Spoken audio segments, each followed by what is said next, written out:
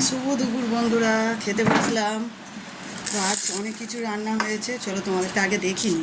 তো রান্না তো দেখো, উচ্ছে আলু ভাতে মাখা আছে, চিচিঙে ভাজা, পটল ভাজা, আর মাছ দিয়ে কচু আলু মাছ দিয়ে একটা ঝোল হয়েছে, আর আমের চাটনি।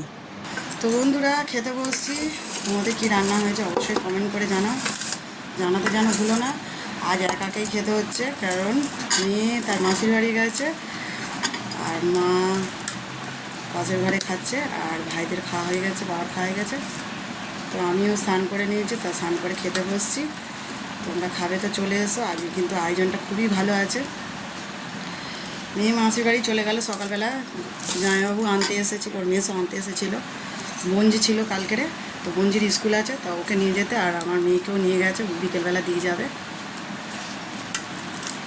উচ্ছে আলু ভাতে দিয়ে গরম সে ভাত খেতে খুবই ভালো লাগে, আর শেষে আছে চাটনি।